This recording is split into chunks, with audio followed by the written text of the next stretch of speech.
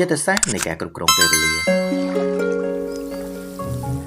ទេសនាវិទូដ៏ល្បីល្បាញសេនេកាធ្លាប់បានពោលថាជីវិតមិនមែនខ្លីទេតែមកពីយើងខ្ជះខ្ជាយវាច្រើនជាងនេះគឺជាសច្ចធម៌ដែលមិនអាចប្រកែកបានឡើយព្រោះពេលនេះបានដាស់តឿនយើងថាបញ្ហាមិនមែនស្ថិតនៅលើចំនួនម៉ោងដែលមានត្រឹម24ក្នុងមួយថ្ងៃនោះទេតែវាស្ថិតនៅលើរបៀបដែលយើងគ្រប់គ្រងអារម្មណ៍និងសកម្មភាពរបស់យើងតែប៉ុណ្ណោះមនុស្សមួយចំនួនតែងតែនិយាយថាគ្មានពេលប៉ុន្តែពួកគេបែរជាបណ្ដោយឲ្យពេលវេលាដ៏មានតម្លៃហូរចេញតាមរយៈភាពខ្ជះខ្ជាយនិងការពន្យាពេលទៅវិញការគ្រប់គ្រងពេលវេលាឲ្យមានប្រសិទ្ធភាពពិតប្រាកដមិនមែនជាការប្រណាំងប្រជែងនឹងនាឡិកាទេតែវាជាសិល្បៈនៃការគ្រប់គ្រងចិត្តសាស្ត្រដើម្បីកំណត់អត្ថប្រយោជន៍ជីវិតឲ្យបានច្បាស់លាស់នៅក្នុងវីដេអូនេះយើងបានសម្រិតសម្រាំងគន្លឹះចិត្តសាស្ត្រចំនួន45ឃ្លាដ៏មុតស្រួចបំផុតអមដោយការពន្យល់លម្អិតដើម្បីជួយបងប្អូនឲ្យរើបម្រាស់ពីភាពខាតពេលនិងក្លាយជាម្ចាស់ទៅលើពេលវេលារបស់ខ្លួនឯងហើយឆ្ពោះទៅកាន់វិថីនៃភាពជោគជ័យនិងមានសេចក្តីសុខនៅក្នុងជីវិតឥឡូវកុំឲ្យខាតពេលវេលាយូរតើយើងទៅស្ដាប់ទាំងអស់គ្នា 1. ការគ្រប់គ្រងពេលវេលាគឺជាការគ្រប់គ្រងចិត្តមិនមែនជាការគ្រប់គ្រងនាឡិកានោះទេមនុស្សភាគច្រើនតែងតែយល់ច្រឡំថាការគ្រប់គ្រងពេលវេលាគឺជាការរៀបចំតារាងម៉ោងឲ្យបានល្អិតល្អន់តែមួយគត់តែតាមពិតទៅវាគឺជាដំណើរការនៃការគ្រប់គ្រងអារម្មណ៍និងការយកចិត្តទុកដាក់របស់យើងឲ្យបានត្រឹមត្រូវបំផុតនៅពេលដែលចិត្តរបស់យើងមានភាពស្ងប់ស្ងាត់យើងនឹងអាចមើលឃើញពីអត្ថប្រយោជន៍ការងារបានយ៉ាងច្បាស់លាស់នាឡិកាមានតួនាទីគ្រាន់តែជាអ្នកប្រាប់ម៉ោងតែប៉ុណ្ណោះប៉ុន្តែចិត្តរបស់យើងទេដែលជាអ្នកកំណត់ថាម៉ោងណាសំខាន់ជាងគេការបណ្ដោយឲ្យចិត្តរាយមាយគឺជាមូលហេតុចម្បងដែលធ្វើឲ្យពេលវេលាកន្លងផុតទៅដោយឥតប្រយោជន៍ដូច្នេះការវឹកហាត់ចិត្តឲ្យមានសមាធិគឺជាគន្លឹះដំបូងបំផុតក្នុងការយកឈ្នះទៅលើពេលវេលាចូលចាប់ផ្ដើមពីការគ្រប់គ្រងខ្លួនឯងជាមុនសិនទើបយើងអាចគ្រប់គ្រងពេលវេលាបានយ៉ាងមានប្រសិទ្ធភាព 2. ការធ្វើខ្លួនឲ្យរវល់មិនមែនសុទ្ធតែមានន័យថាមានលទ្ធភាពក្នុងការបង្កើតផលទេតែវាអាចជាភាពខ្ជិលក្នុងការកំណត់អត្ថប្រយោជន៍នៃការងារយើងតែងតែមើលឃើញថាអ្នកដែលរវល់ខ្លាំងគឺជាមនុស្សដែលមានសមត្ថភាពខ្ពស់និងមានផលិតភាពក្នុងការបង្កើតលទ្ធផលផ្ទុយទៅវិញភាពរវល់វីវក់ជួនកាលវាកើតចេញពីការដែលយើងមិនចេះរៀបចំលំដាប់លំដោយនៃការងារឲ្យបានច្បាស់លាស់នៅពេលដែលយើងធ្វើអ្វីគ្រប់យ៉ាងដោយគ្មានការសម្រិតសម្រាំងយើងកំពុងតែខ្ជិលក្នុងការប្រើប្រាស់ខួរក្បាលដើម្បីគិតវិភាគហើយផលិតភាពពិតប្រាកដគឺកើតចេញពីការធ្វើរឿងតិចតែទទួលបានផលច្រើននិងមានគុណភាពការធ្វើខ្លួនឲ្យរវល់គ្រប់ពេលគឺជាការបោកបញ្ឆោតខ្លួនឯងថាយើងកំពុងតែរីកចម្រើនទៅមុខចូលក្លាហានក្នុងការលុបចោលការងារណាដែលមិនសំខាន់ចេញពីតារាងរបស់យើងត្រូវចាំថាការងារដែលធ្វើឲ្យទទួលបានផលល្អវាប្រសើរជាងការងារដែលយើងធ្វើច្រើនម៉ោងតែគ្មានន័យ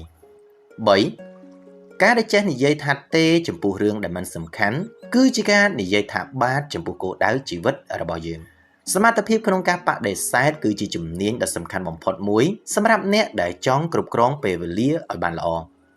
រាល់ពេលដែលយើងយល់ព្រមធ្វើរឿងដែលមិនបម្រើទៅដល់គោលដៅរបស់យើងកំពុងតែកាត់បន្ថយពេលវេលាសម្រាប់ខ្លួនឯងហើយមនុស្សជាច្រើនខ្លាចថាក្រែងចិត្តអ្នកដទៃទើបពួកគេទទួលយកការងារដែលពួកគេមិនគួរធ្វើការធ្វើបែបនេះវាមិនត្រឹមតែធ្វើឲ្យយើងហត់នឿយប៉ុណ្ណោះទេវាថែមទាំងធ្វើឲ្យយើងបាត់បង់អារម្មណ៍ផ្ដោតថែមទៀតផងយើងត្រូវចាំថាយើងមិនអាចផ្គាប់ចិត្តមនុស្សគ្រប់គ្នាបានទេនៅក្នុងជីវិតនេះការនិយាយថាទេដោយសុភាពរាបសារគឺជាការការពារតម្លៃនិងពេលវេលារបស់យើងពេលដែលយើងហ៊ានបដិសេធរឿងណាដែលឥតប្រយោជន៍ពេលវេលាសម្រាប់រឿងដែលមានប្រយោជន៍វានឹងកើតមានឡើងដោយស្វ័យប្រវត្តិ 4. ថាមពលរបស់យើងគឺមានដែនកំណត់ដូច្នេះចូលគ្រប់គ្រងថាមពលរបស់យើងមិនមែនគ្រប់គ្រងតែម៉ោងនោះទេមនុស្សយើងមិនមែនជាម៉ាស៊ីនដែលដំណើរការបានល្អស្មើគ្នាគ្រប់ម៉ោងនៅក្នុងមួយថ្ងៃនោះទេយើងម្នាក់ៗមានពេលវេលាដែលខួរក្បាលភ្លឺស្វាងបំផុតនិងពេលវេលាដែលយើងអស់កម្លាំងបំផុតក្នុងការគ្រប់គ្រងពេលវេលាដែលល្អបំផុតគឺជាការធ្វើការងារធ្ងន់បំផុតនៅពេលដែលយើងមានថាមពលខ្លាំងបំផុតប្រសិនបើយើងបង្ខំធ្វើការណាដែលសំខាន់នៅពេលដែលខួរក្បាលរបស់យើងហត់នឿយលទ្ធផលវានឹងមិនល្អហើយយើងខាតពេលច្រើនទៀតផងចូលសង្កេតមើលថាតើខ្លួនឯងនៅពេលណាដែលមានអារម្មណ៍ស្វាហាប់បំផុតក្នុងមួយថ្ងៃទុកការងារណាដែលងាយស្រួលឬក៏ការងារណាដែលមិនសំខាន់នៅពេលដែលថាមពលរបស់យើងធ្លាក់ចុះការយល់ដឹងពីចង្វាក់ជីវសាស្ត្ររបស់ខ្លួនឯងគឺជាគន្លឹះនៃប្រសិទ្ធភាពការងារ 5. ការងារតែងតែរីកធំតាមពេលវេលាដែលយើងកំណត់ឲ្យវានេះគឺជាច្បាប់របស់ Parkinson ដែលបានចែងថាប្រសិនបើយើងទុកពេលមួយសប្តាហ៍សម្រាប់ការងារមួយវានឹងចំណាយពេលអស់មួយសប្តាហ៍ប៉ុន្តែប្រសិនបើយើងទុកពេលត្រឹមតែមួយថ្ងៃសម្រាប់ការងារដដែលនោះយើងក៏អាចនឹងធ្វើវារួចក្នុងមួយថ្ងៃដែរខួរក្បាលរបស់យើងនឹងព្យាយាមសម្របខ្លួនទៅតាមការកំណត់ដែលបានដាក់ចេញនៅពេលដែលយើងមានពេលច្រើនពេកយើងនឹងមានទំនោរធ្វើការងារឲ្យស្មុគស្មាញឬពន្យាពេលដោយមិនចាំបាច់ការកំណត់កាលបរិច្ឆេទឲ្យខ្លីនិងតឹងរ៉ឹងបន្តិចវានឹងជួយបង្កើនការផ្ដោតអារម្មណ៍និងល្បឿនការងាររបស់យើងនេះមិនមែនមានន័យថាធ្វើខ្លួនឲ្យតានតឹងទេតែជាការជំរុញការងារឲ្យមានប្រសិទ្ធភាពចូលកំណត់ពេលវេលាឲ្យខ្លីជាងការរំពឹងទុកបន្តិចដើម្បីបង្កើតសម្ពាធវិជ្ជមានទៅដល់ខ្លួនឯង6ការធ្វើការងារច្រើនក្នុងពេលតែមួយគឺជាឃាតករនៃប្រសិទ្ធភាពការងារតាមការសិក្សាបែបចិត្តសាស្ត្របានបង្ហាញថាខួរក្បាលរបស់មនុស្សមិនត្រូវបានបង្កើតមកដើម្បីធ្វើការងារច្រើនក្នុងពេលតែមួយនោះទេ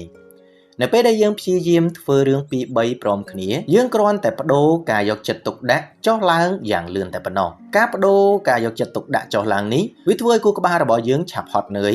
និងងាយបង្កកំហុសឆ្គងលទ្ធផលដែលទទួលបានពីការធ្វើការងារច្រើនព្រមគ្នាតែងតែមានគុណភាពទាបជាងការធ្វើការងារម្ដងមួយការផ្ដោតទៅលើតែរឿងមួយក្នុងពេលតែមួយវានឹងជួយឲ្យយើងបញ្ចប់ការងារនោះបានលឿននិងល្អជាងចូលវឹកហាត់ចិត្តឲ្យនឹងណមួយកន្លែងបើទោះបីជាមានការរំខាននៅជុំវិញខ្លួនរបស់យើងក៏ដោយនេះគឺជាវិធីសាស្ត្រតែមួយគត់ដើម្បីសម្រេចបាននៅការងារដែលមានភាពហ្មត់ចត់ជាង7ពាក្យថាគ្មានពេលគឺជាពាក្យកុហកដ៏ធំបំផុតព្រោះការពិតគឺយើងមិនផ្ដល់តម្លៃឲ្យវាតែប៉ុណ្ណោះនៅពេលដែលយើងនិយាយថាយើងគ្មានពេលសម្រាប់ធ្វើអ្វីមួយវាគ្រាន់តែជាលេសដោះសារដើម្បីការពារខ្លួនឯងតែប៉ុណ្ណោះតាមពិតទៅយើងគ្រប់គ្នាមានពេលវេលា24ម៉ោងស្មើៗគ្នាក្នុងមួយថ្ងៃដោយគ្មាននរណាលើសឬក៏ខ្វះពី24ម៉ោងនេះឡើយបញ្ហាមិនមែនស្ថិតនៅលើចំនួនម៉ោងទេតែវាស្ថិតនៅលើថាតើយើងផ្ដល់តម្លៃឲ្យរឿងនោះកម្រិតណាប្រសិនបើយើងចាត់ទុកសុខភាពគឺជារឿងសំខាន់បំផុតយើងនឹងរកពេលទៅហាត់ប្រាណតើតែបានបើទោះបីជាយើងរវល់យ៉ាងណាក៏ដោយការនិយាយថាគ្មានពេលគឺស្មើនឹងការនិយាយថាវាមិនមែនជាអត្ថិភាពរបស់ខ្ញុំចូលឈប់ប្រើពាក្យនេះហើយសួរខ្លួនឯងថាតើរឿងនេះវាសំខាន់សម្រាប់យើងឬក៏អត់នៅពេលដែលយើងផ្លាស់ប្ដូររបៀបគិតនេះយើងនឹងមើលឃើញពេលវេលាទំនេរច្រើនដែលបានលេចឡើងមក8ការពន្យាពេលមិនមែនមកពីខ្ជិលទេតែមកពីការខ្លាចបរាជ័យឬខ្លាចធ្វើមិនបានល្អឥតខ្ចោះនៅក្នុងចិត្តសាស្ត្រការពន្យាពេលគឺជាយន្តការការពារខ្លួនពីការជិះចាប់ដែលកើតចេញពីការរំពឹងទុកមនុស្សជាច្រើនមិនហ៊ានចាប់ផ្ដើមការងារឡើយព្រោះពួកគេខ្លាចថាលទ្ធផលនឹងមិនសូវល្អដូចអ្វីដែលពួកគេចង់បានភាពភ័យខ្លាចនេះគឺធ្វើឲ្យខួរក្បាលរបស់យើងបង្កើតលេសផ្សេងៗដើម្បីពន្យាពេលនៃការចាប់ផ្ដើមរបស់យើងភាពល្អឥតខ្ចោះគឺជាសត្រូវដ៏សាហាវបំផុតនៃការគ្រប់គ្រងពេលវេលាប្រកបដោយប្រសិទ្ធភាពនៅពេលដែលយើងទាមទារភាពល្អឥតខ្ចោះខ្លាំងពេកយើងនឹងចំណាយពេលវេលារៀបចំយូរជាងពេលអនុវត្តជាក់ស្ដែងចូលអនុញ្ញាតឲ្យខ្លួនឯងធ្វើខុសខ្លះទៅហើយចាប់ផ្ដើមធ្វើវាទាំងដែលយើងមិនទាន់ត្រៀមខ្លួនរួចរាល់ 100% ការងារដែលធ្វើចប់ទោះមិនល្អឥតខ្ចោះក៏ប្រសើរជាងការងារដែលល្អឥតខ្ចោះតែមិនបានចាប់ផ្ដើមនោះដែរ9 1ម៉ោងនៃការរៀបចំផែនការអាចសន្សំបាន10ម៉ោងនៃការអនុវត្តដែលគ្មានទិសដៅការចំណាយពេលព្រឹកឬក៏ពេលយប់ដើម្បីរៀបចំផែនការមិនមែនជាការខ្ជះខ្ជាយពេលវេលាចោលនោះទេតែវាជាការវិនិយោគទៅលើពេលវេលាដ៏ឈ្លាសវៃបំផុតដែលធ្វើឲ្យខួរក្បាលរបស់យើងមានភាពច្បាស់លាស់នៅពេលដែលយើងមានផែនការយើងមិនចាំបាច់ខ្ជះខ្ជាយពេលត្រូវគិតថាធ្វើអ្វីបន្តទៀតនៅពេលដែលយើងកំពុងធ្វើការនោះទេផែនការដើរតួជាផែនទីដែលនាំយើងទៅរកគោលដៅដោយមិនវង្វេងផ្លូវនិងមិនចំណាយពេលដើរជុំវិញគោលដៅដែលគ្មានប្រយោជន៍ឡើយការធ្វើការដោយគ្មានផែនការគឺដូចជាការបើករថយន្តដោយមិនដឹងថាត្រូវទៅទិសណាអញ្ចឹងភាពច្របូកច្របល់វានឹងកើតមានឡើងហើយយើងនឹងចំណាយពេលដោះស្រាយបញ្ហាជាច្រើនដែលមិនគួរកើតមានឡើងដូច្នេះចូលកុំខ្លាចក្នុងការចំណាយពេលបន្តិចដើម្បីសម្លៀងពូថៅមុននឹងចាប់ផ្ដើមកាប់ដើមឈើ10ការសម្រាកមិនមែនជាសត្រូវនៃការងារទេតែវាជាប្រេងឥន្ធនៈសម្រាប់ខួរក្បាលមនុស្សជាច្រើនគិតថាការធ្វើការមិនឈប់ឈរគឺជាផ្លូវតែមួយគត់ទៅកាន់ភាពជោគជ័យតាមពិតទៅខួរក្បាលត្រូវការពេលសម្រាកដើម្បីរៀបចំព័ត៌មាននិងស្ដារថាមពលឡើងវិញការធ្វើការ រយៈពេលយូរដោយមិនសម្រាកវានឹងធ្វើឲ្យសមត្ថភាពនៃការគិតរបស់យើងធ្លាក់ចុះយ៉ាងខ្លាំងការសម្រាកខ្លីៗអំឡុងពេលធ្វើការអាចជួយឲ្យយើងរក្សាបាននូវភាពស្រស់ស្រាយនិងគំនិតច្នៃប្រឌិតប្រសិនបើយើងមិនផ្ដល់ពេលវេលាឲ្យខ្លួនឯងសម្រាកខ្លះទេរាងកាយរបស់យើងនឹងបង្ខំឲ្យយើងឈប់ធ្វើការតាមរយៈការដែលយើងកើតមានជំងឺចូលមើលឃើញការសម្រាកថាជាផ្នែកមួយនៃការងារមិនមែនជាការគេចវេះនោះទេអ្នកដែលចេះសម្រាកឲ្យបានត្រឹមត្រូវគឺជាអ្នកដែលអាចរត់បានឆ្ងាយបំផុតនៅក្នុងជីវិត11អនាគតត្រូវបានបង្កើតឡើងដោយអ្វីដែលយើងធ្វើនៅថ្ងៃនេះមិនមែនជាថ្ងៃស្អែកនោះទេមនុស្សភាគច្រើនតែងតែរង់ចាំថ្ងៃស្អែកដើម្បីផ្លាស់ប្ដូរជីវិតរបស់ពួកគេឲ្យប្រសើរឡើងជាងមុនប៉ុន្តែថ្ងៃស្អែកគឺគ្រាន់តែជាក្តីសង្ឃឹមចំណែកឯថ្ងៃនេះទេទៅជាការពិតដែលយើងត្រូវកាន់កាប់រាល់សកម្មភាពតូចតាចដែលយើងត្រូវធ្វើនៅពេលនេះគឺជាគ្រាប់ពូជសម្រាប់ផ្លែផ្កានៅពេលខាងមុខប្រសិនបើយើងបណ្ដោយឲ្យថ្ងៃនេះកន្លងផុតទៅដោយគ្មានន័យយើងកំពុងតែបំផ្លាញអនាគតរបស់ខ្លួនឯងហើយពេលវេលាដែលល្អបំផុតក្នុងការដាំដើមឈើគឺកាលពីម្សិលមិញប៉ុន្តែពេលវេលាដែលល្អបំផុតបន្ទាប់គឺពេលនេះហើយកុំរងចាំរហូតដល់មានអារម្មណ៍ល្អទើបចាប់ផ្ដើមព្រោះអារម្មណ៍នោះវាអាចនឹងមិនមកដល់នោះឡើយចូលធ្វើសកម្មភាពរបស់យើងភ្លាមៗបើទោះបីវាជាជំហានតូចមួយក៏ដោយ12វិន័យមិនមែនជាការដាក់ទោសទេតែជាការស្រឡាញ់ខ្លួនឯងក្នុងរយៈពេលវែងនៅពេលនិយាយទៅដល់វិន័យមនុស្សតែងតែនឹកឃើញទៅដល់ភាពតានតឹងនិងការបង្ខិតបង្ខំដែលមិនសប្បាយចិត្តប៉ុន្តែតាមពិតទៅវិន័យគឺជាការជ្រើសរើសយកសេចក្តីសុខនៅថ្ងៃខាងមុខជំនួសឲ្យការសប្បាយចិត្តភ្លាមៗអ្នកដែលមានវិន័យក្នុងការគ្រប់គ្រងពេលវេលាគឺជាអ្នកដែលគោរពពាក្យសន្យាជាមួយខ្លួនឯងពួកគេសុខចិត្តលះបង់ភាពខ្ជិលច្រអូសនៅពេលនេះដើម្បីទទួលបានសេរីភាពនៅពេលក្រោយវិន័យជួយឲ្យយើងកសាងទម្លាប់ល្អៗដែលនាំទៅរកភាពជោគជ័យដោយស្វ័យប្រវត្តិនៅពេលដែលយើងមានវិន័យយើងមិនចាំបាច់ពឹងផ្អែកទៅលើកម្លាំងចិត្តជានិច្ចនោះទេដូច្នេះចូលមើលឃើញវិន័យថាជាមិត្តដ៏ល្អបំផុតដែលជួយការពារអនាគតរបស់យើង13កុំចាប់ផ្ដើមថ្ងៃថ្មីដោយការឆែកមើលទូរស័ព្ទប៉ុន្តែត្រូវចាប់ផ្ដើមដោយគោលបំណងទម្លាប់នៃការក្រោកឡើងមើលទូរស័ព្ទភ្លាមៗបន្ទាប់ពីភ្ញាក់ពីគេងគឺជាការប្រគល់ពេលវេលារបស់យើងឲ្យពិភពលោកគ្រប់គ្រងហើយព័ត៌មាននិងសំណើរបស់អ្នកដទៃនឹងហូរចូលមកកំណត់អារម្មណ៍និងគំនិតរបស់យើងតាំងពីព្រលឹមនេះវានឹងធ្វើឲ្យយើងបាត់បង់ភាពម្ចាស់ការទៅលើការចាប់ផ្ដើមថ្ងៃថ្មីរបស់យើងផ្ទុយទៅវិញចូលចំណាយពេលពី3នាទីដំបូងដើម្បីកំណត់គោលដៅនិងចេតនាសម្រាប់ថ្ងៃនេះការធ្វើបែបនេះវានឹងជួយឲ្យចិត្តរបស់យើងមានភាពស្ងប់ស្ងាត់និងត្រៀមខ្លួនរួចរាល់សម្រាប់ការងារដែលយើងត្រូវធ្វើការចាប់ផ្ដើមថ្ងៃថ្មីដោយភាពវិជ្ជមាននិងការផ្ដោតអារម្មណ៍វានឹងធ្វើឲ្យពេញមួយថ្ងៃរបស់យើងមានប្រសិទ្ធភាពចូលធ្វើជាអ្នកដឹកនាំជីវិតរបស់ខ្លួនឯងមិនមែនជាអ្នកប្រតិបត្តិតាមការជូនដំណឹងរបស់ទូរស័ព្ទនោះទេ14ការលុបចោលកម្មវិធីដែលមិនចាំបាច់គឺជាការដំឡើងល្បឿនឲ្យជីវិតនៅក្នុងយុគសម័យបច្ចេកវិទ្យាពេលវេលារបស់យើងជាច្រើនត្រូវបានលេបត្របាក់ដោយបណ្ដាញសង្គមនិងកម្មវិធីកម្សាន្តនានាការជូនដំណឹងពីកម្មវិធីផ្សេងៗគឺជាការរំខានដែលទាញយើងចេញពីការងារសំខាន់ៗការកាត់បន្ថយការប្រើប្រាស់បច្ចេកវិទ្យាដែលមិនចាំបាច់គឺជាការផ្ដល់សេរីភាពឲ្យខួរក្បាលរបស់យើងវិញនៅពេលដែលយើងលុបបំបាត់ការរំខានទាំងនេះយើងនឹងភ្ញាក់ផ្អើលថាយើងមានពេលវេលាច្រើនប៉ុណ្ណា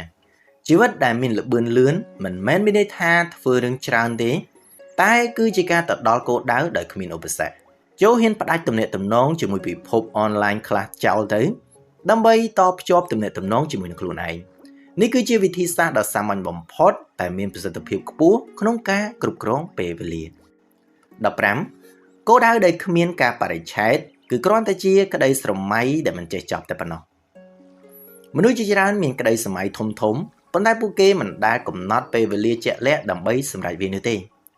ការមិនកំណត់ការបរិច្ឆេទគឺវាធ្វើឲ្យខួរក្បាលរបស់យើងមិនមានអារម្មណ៍ថាវាជារឿងបន្ទាន់ដែលយើងនឹងត្រូវធ្វើនោះទេគោលដៅដែលច្បាស់លាស់ត្រូវតែបញ្ជាក់ឲ្យមានថ្ងៃមានខែនិងឆ្នាំកំណត់ឲ្យបានត្រឹមត្រូវការបរិច្ឆេទវាដើរតួជាកម្លាំងជំរុញចិត្តដែលអូសទាញយើងឲ្យធ្វើសកម្មភាពរាល់ថ្ងៃបើគ្មានការបរិច្ឆេទច្បាស់លាស់ទេយើងនឹងតែងតែរកលេសដើម្បីពន្យាពេលទៅធ្វើថ្ងៃក្រោយជានិច្ចចូលប្រែក្លាយក្តីស្រមៃឲ្យទៅជាផែនការដែលមានជំហានច្បាស់លាស់និងមានពេលវេលាកំណត់ ពេលនោះក្តីស្រមៃរបស់យើងនឹងคล้ายជាការពិតម្ដងបន្តិចតាមពេលវេលាដែលយើងបានគ្រូ16ច្បាប់80-20គឺថា 20% នៃសកម្មភាពរបស់យើងបង្កើតលទ្ធភាពរហូតដល់ 80% នេះគឺជាគោលការណ៍ Pareto ដែលត្រូវបានប្រើប្រាស់យ៉ាងទូលំទូលាយក្នុងការកំណត់ពេលវេលានិងការធ្វើពាណិជ្ជកម្មវាមានន័យថាក្នុងចំណោមការងារទាំង10ដែលយើងធ្វើគឺមានតែ2ប៉ុណ្ណោះដែលផ្ដល់ផលប្រយោជន៍ច្រើនបំផុតតួនាទីរបស់យើងគឺត្រូវស្វែងរកឲ្យឃើញថាការងារពីរនោះគឺជាអ្វីហើយផ្ដោតថាមពលរបស់យើងទៅលើវាការចំណាយពេលទៅលើការងារ 80% ដែលផ្ដល់ផលតិចតួចគឺជាការខ្ជះខ្ជាយធនធានរបស់យើងខ្លាំងបំផុតយើងត្រូវចេះវិភាគនិងបោះបង់ចោលនូវសកម្មភាពដែលមិនសំខាន់ចោលខ្លះការធ្វើបែបនេះវាមិនមែនមានន័យថាយើងខ្ជិលទេតែជាភាពឈ្លាសវៃក្នុងការជ្រើសរើសចូលធ្វើការងារណាដែលត្រឹមត្រូវឲ្យបានល្អបំផុតប្រសើរជាងការដែលយើងព្យាយាមធ្វើការងារគ្រប់យ៉ាងឲ្យបានរួចរាល់ទាំងដែលវាមិនមែនជាការងារសំខាន់17ពេលវេលាស្មុគស្មាញគឺជាសត្រូវនៃការអនុវត្តចូលបំបែកការងារធំឲ្យទៅជាការងារតូចនៅពេលដែលយើងមើលឃើញការងារធំមួយនៅចំពោះមុខខួរក្បាលរបស់យើងតែងតែមានអារម្មណ៍ថាតានតឹងនិងចង់គេចវេះនេះគឺជាមូលហេតុដែលធ្វើឲ្យយើងពន្យាពេលហើយមិនព្រមចាប់ផ្ដើមធ្វើវាដំណោះស្រាយដ៏ល្អបំផុតគឺជាការបំបែកគម្រោងធំនោះឲ្យទៅជាចំណែកតូចៗដែលងាយស្រួលធ្វើនៅពេលដែលយើងផ្ដោតទៅលើជំហានតូចមួយយើងនឹងមានអារម្មណ៍ថាវាអាចសម្រេចបាននិងមិនសូវគួរឲ្យខ្លាចនោះទេជោគជ័យតូចៗទាំងនេះវានឹងផ្ដល់កម្លាំងចិត្តឲ្យយើងបន្តទៅមុខដោយមិនដឹងខ្លួនការដើរម្ដងមួយជំហាននឹងនាំយើងទៅដល់កំពូលភ្នំដោយសុវត្ថិភាពចូលចាំថាមាន់មួយក្បាលយើងមិនអាចស៊ីមួយម៉ាត់អស់នោះទេតែយើងត្រូវស៊ីវាម្ដងមួយម៉ាត់18រៀនពីអតីតកាលហើយរៀបចំសម្រាប់អនាគតប៉ុន្តែត្រូវរស់នៅក្នុងបច្ចុប្បន្នកាលការគ្រប់គ្រងពេលវេលាដែលមានតុល្យភាពតម្រូវឲ្យមានទំនាក់ទំនងល្អរវាងកាលទាំង3នេះអតីតកាលគឺជាមេរៀនដើម្បីកុំឲ្យយើងដើរជាន់ដានប្រវត្តិសាស្ត្រដែលខុសឆ្គងអនាគតគឺជាទិសដៅដែលយើងត្រូវសម្លឹងមើលដើម្បីរៀបចំផែនការ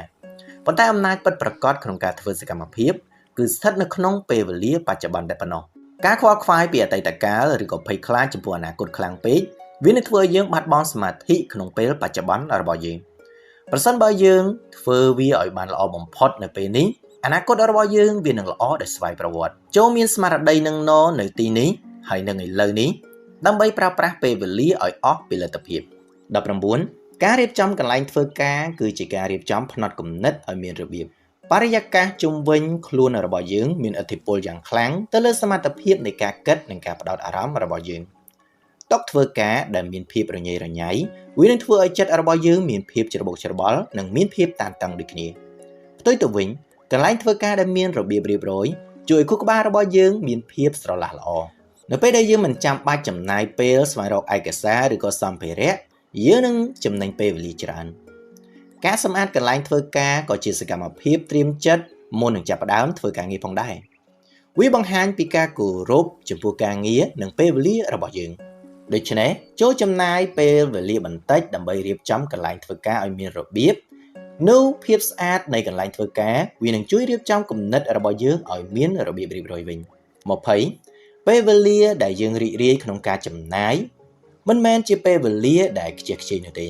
ការគ្រប់គ្រងពេលវេលាមិនមែនមានន័យថាយើងត្រូវធ្វើការឲ្យដូចជាមនុស្សយន្តគ្រប់ពេលគ្រប់វិនាទីនោះទេជីវិតគឺត្រូវការក្តីសុខការកំសាន្តនិងពេលវេលាសម្រាប់ចំណង់ចំណូលចិត្តផ្ទាល់ខ្លួនរបស់យើងដូចគ្នាប្រសិនបើការមើលកុនឬក៏ការដើរលេងធ្វើឲ្យយើងសប្បាយចិត្តនិងបាត់ហត់នឿយនោះវាមានតម្លៃខ្លាំងណាស់ក្នុងការដែលយើងធ្វើវាពេលវេលាទាំងនោះវានឹងជួយបញ្ចូលថាមពលផ្លូវចិត្តដែលចាំបាច់សម្រាប់ការងាររបស់យើងបន្ត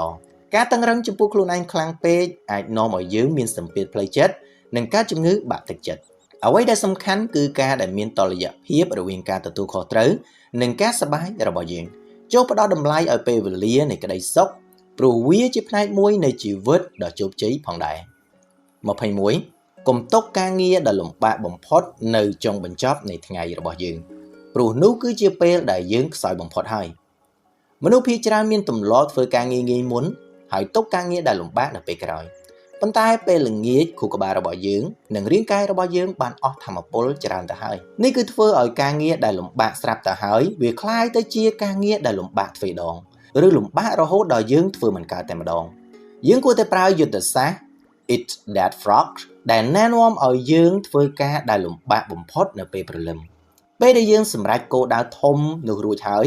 យើងនឹងមានអារម្មណ៍ធូរស្រាលហើយនឹងមានមោទនភាពថ្ងៃដែលសេសសល់វានឹងពោពេញទៅដោយភាពងាយស្រួលនិងទំនុកចិត្តចំពោះខ្លួនឯងចូលយកឈ្នះភាពលំបាកនៅពេលដែលយើងខ្លាំងបំផុត22ការប្រជុំដែលគ្មានរបៀបវារៈគឺជាចោលលួចពេលវេលាដ៏សាហាវបំផុតនៅក្នុងស្ថាប័នឬក៏ការងារក្រុមការប្រជុំគឺជាកន្លែងដែលពេលវេលាត្រូវបានបំផ្លាញច្រើនបំផុតការប្រជុំដែលមិនមានគោលបំណងច្បាស់លាស់វានឹងអូសបន្លាយពេលដោយគ្មានលទ្ធផលវាធ្វើឲ្យអ្នកចូលរួមមានអារម្មណ៍ធុញទ្រាន់និងបាត់បង់ពេលវេលាធ្វើការងារស្នូលរបស់ពួកគេមុននឹងកោះហៅប្រជុំត្រូវប្រាកដថាមានប្រធានបទនិងលទ្ធផលរំពឹងទុកឲ្យបានច្បាស់លាស់ប្រសិនបើអាចដោះស្រាយបានតាមរយៈអ៊ីមែលឬក៏សារខ្លីៗចូលជៀសវាងការប្រជុំការគោរពពេលវេលារបស់អ្នកដទៃក្នុងការប្រជុំគឺជាសញ្ញានៃភាពជាអ្នកដឹកនាំល្អចូលធ្វើការប្រជុំខ្លីខ្លឹមនិងមានប្រសិទ្ធភាពបំផុត23ភាពជោគជ័យកើតចេញពីទម្លាប់មិនមែនកើតចេញពីការបំផុសគំនិតមួយឆាវនោះទេយើងតែងតែរងចាំឲ្យអារម្មណ៍រំភើបឬការបំផុសគំនិតដើម្បីចាប់ផ្ដើមធ្វើអ្វីមួយប៉ុន្តែការបំផុសគំនិតវាមិនស្ថិតស្ថេរនោះទេវាអាចបាត់បង់ទៅវិញបានយ៉ាងលឿនដូចជាខ្យល់អ្វីដែលនៅជាមួយយើងរហូតគឺទម្លាប់ដែលយើងបានកសាងជារៀងរាល់ថ្ងៃការគ្រប់គ្រងពេលវេលាឲ្យបានល្អគឺជាការបង្កើតប្រព័ន្ធទម្លាប់ដែលដំណើរការដោយស្វ័យប្រវត្តិនៅពេលដែលការងារคล้ายទៅជាទម្លាប់យើងមិនចាំបាច់ប្រើថាមពលផ្លូវចិត្តច្រើនដើម្បីបង្ខំខ្លួនឯងនោះទេភាពទៀងទាត់គឺជាអាវុធដែលមានអានុភាពខ្លាំងជាងភាពឆ្លៀសវៃទៅទៀតចូលកសាងទម្លាប់ល្អនៅថ្ងៃនេះទម្លាប់នោះវានឹងសាងអនាគតល្អរបស់យើងនៅថ្ងៃស្អែក24ការបដិសេធភាពល្អឥតខ្ចោះគឺជាការទទួលយកការរីកចម្រើនការចង់បានអ្វីឲ្យល្អឥតខ្ចោះខ្លាំងពេកវានឹងធ្វើឲ្យយើងចំណាយពេលកែតម្រូវចំណុចតូចតាចដែលមិនសំខាន់វាធ្វើឲ្យគម្រោងមួយដែលគួរតែចប់ក្នុងពេលតែមួយថ្ងៃខ្លាចជាអូបន្លាយពេញមួយអាទិត្យនៅក្នុងពិភពលោកពិតលទ្ធផលដែលល្អល្មមតែទាន់ពេលវេលាវាមានតម្លៃជាងលទ្ធផលដែលល្អបំផុតហើយយឺតយ៉ាវការរីកចម្រើនវាកើតចេញនៅពេលដែលយើងហ៊ានបញ្ចេញស្នាដៃហើយរៀនសូត្រពីការកែលម្អត្រឡប់មកវិញកុំឲ្យភាពល្អឥតខ្ចោះក្លាយជាឧបសគ្គរារាំងមិនឲ្យយើងបញ្ចប់ការងាររបស់យើងចូលផ្ដោតទៅលើការបញ្ចប់ជាមុនសិនសឹមកែលម្អវានៅពេលក្រោយនេះគឺជាផ្នត់គំនិតរបស់អ្នកធ្វើការប្រកបដោយប្រសិទ្ធភាពខ្ពស់បំផុត25ភាពបន្ទាន់និងភាពសំខាន់គឺជារឿងពីរផ្សេងគ្នាទាំងស្រុងយើងតែងតែច្រឡំថាការងារណាដែលបន្ទាន់គឺជាការងារណាដែលសំខាន់បំផុតការងារដែលបន្ទាន់គឺជាការងារដែលទាមទារការយកចិត្តទុកដាក់ភ្លាមៗដូចជាទូរស័ព្ទរោគឺយើងត្រូវតែទទួលភ្លាមៗរីឯការងារដែលសំខាន់គឺជាការងារដែលបម្រើទៅដល់គោលដៅជីវិតរយៈពេលវែងរបស់យើងប្រសិនបើយើងចំណាយពេលរត់តាមតែការងារណាដែលបន្ទាន់យើងនឹងគ្មានថ្ងៃបានសម្រេចរឿងធំដុំនោះទេយើងត្រូវតែចេះបែងចែករឿងទាំងពីរនេះឲ្យដាច់ពីគ្នាចូលផ្ដល់អាទិភាពទៅលើរឿងណាដែលសំខាន់បើទោះបីជាវាមិនទាន់ក៏ដោយនេះគឺជាវិធីសាស្ត្រការពារកុំឲ្យបញ្ហាកើតមានឡើងនៅថ្ងៃខាងមុខ26ការសរសេរអ្វីៗចូលទៅក្នុងក្រដាសគឺជាការរំដោះខួរក្បាលចេញពីការចងចាំដែលនាំឲ្យតានតឹងខួរក្បាលរបស់យើងមានសមត្ថភាពកំណត់ការចងចាំរឿងរ៉ាវក្នុងពេលតែមួយនៅពេលដែលយើងព្យាយាមចងចាំគ្រប់រឿងនៅក្នុងក្បាលយើងកំពុងតែព្យាយាមបង្កើតសម្ពាធផ្លូវចិត្តដោយមិនដឹងខ្លួនការសរសេរគំនិតការងារឬការណាត់ជួបដាក់លើក្រដាសវាជួយឲ្យខួរក្បាលរបស់យើងធូរស្រាលវាក៏ជួយឲ្យយើងមើលឃើញរូបភាពរួមនៃអ្វីដែលយើងត្រូវធ្វើបានយ៉ាងច្បាស់លាស់ជាងមុនផងដែរជាងនេះទៅទៀតការកត់ត្រាជួយការពារការភ្លេចភ្លាំងដែលនាំឲ្យខូចការធំទម្លាប់នៃការកត់ត្រាគឺជាសញ្ញានៃអ្នកដែលមានការទទួលខុសត្រូវខ្ពស់ចូលកុំទុកចិត្តលើការចងចាំរបស់យើងពេកតែចូលទុកចិត្តទៅលើកំណត់ត្រារបស់យើងជាង27ពេលវេលាដែលបាត់បង់ទៅហើយគឺមិនអាចទិញត្រឡប់មកវិញបានទេបើទោះបីជាមាសតម្លៃប៉ុន្មានក៏ដោយនេះគឺជាការពិតដ៏ជូរចត់ដែលយើងគ្រប់គ្នាត្រូវតែទទួលស្គាល់និងរំលឹកខ្លួនឯងជានិច្ចទ្រព្យសម្បត្តិអាចរកថ្មីបានមិត្តភ័ក្តិក៏អាចរកថ្មីបានដែរប៉ុន្តែពេលវេលាគឺមិនអាចទេរាល់វិនាទីដែលកន្លងផុតទៅគឺវាបាត់បង់ជារៀងរហូតហើយការយល់ដឹងពីតម្លៃនៃពេលវេលាវានឹងធ្វើឲ្យយើងឈប់ចំណាយវាទៅលើរឿងឥតប្រយោជន៍យើងនឹងចាប់ផ្ដើមរស់នៅដោយមានគោលដៅនិងការដឹងគុណចំពោះរាល់ដង្ហើមដែលយើងដកចេញចូល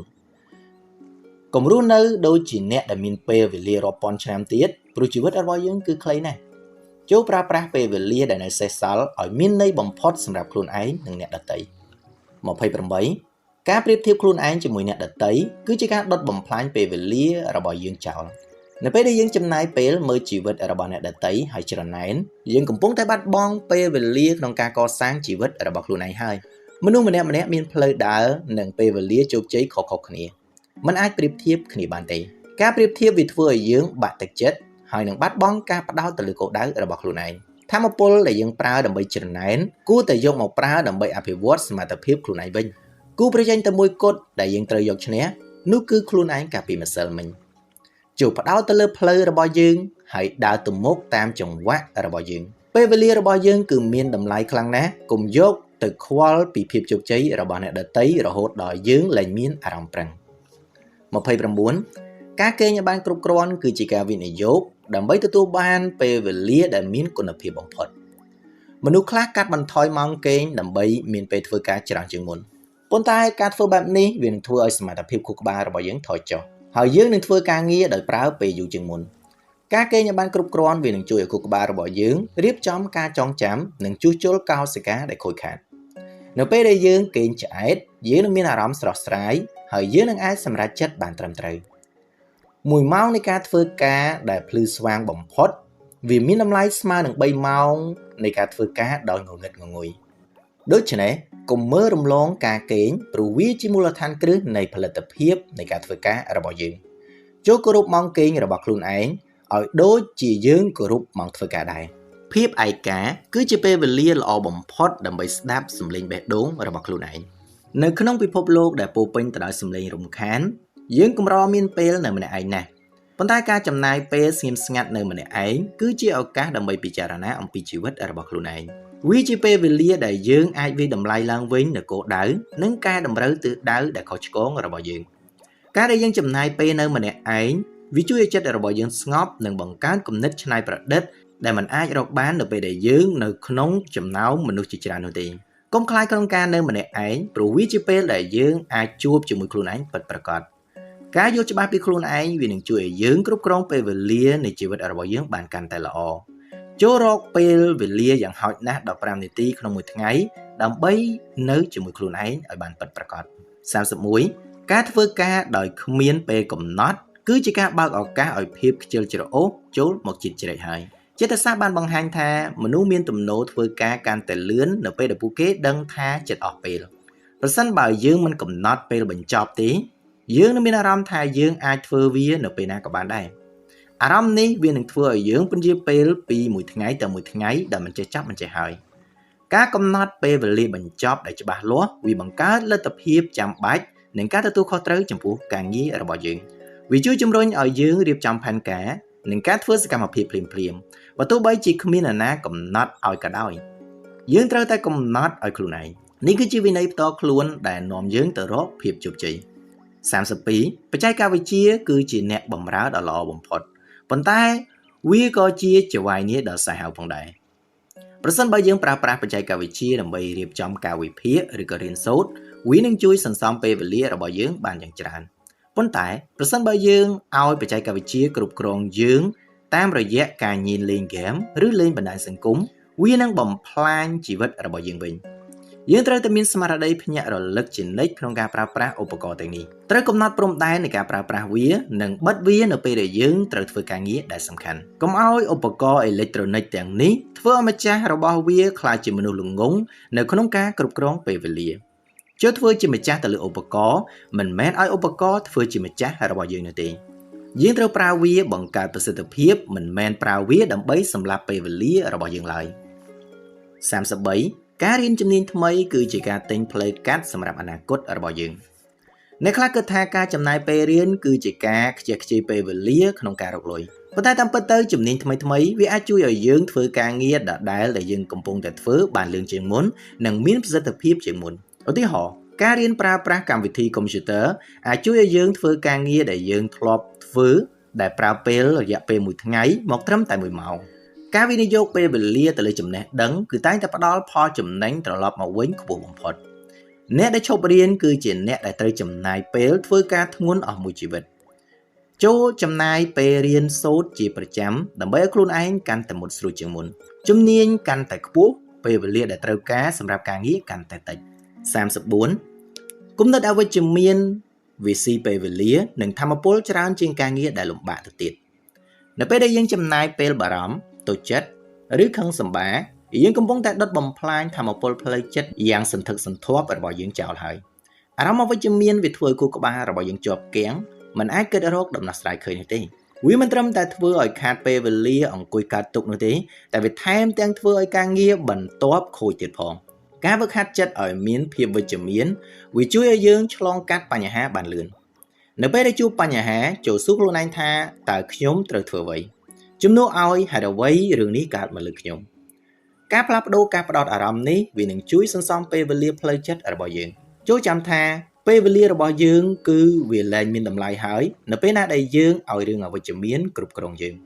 45ការធ្វើរឿងច្រើនក្នុងពេលតែមួយគឺគ្រាន់តែជាការបោកប្រាស់ខួរក្បាលថាយើងកំពុងតែពូកែ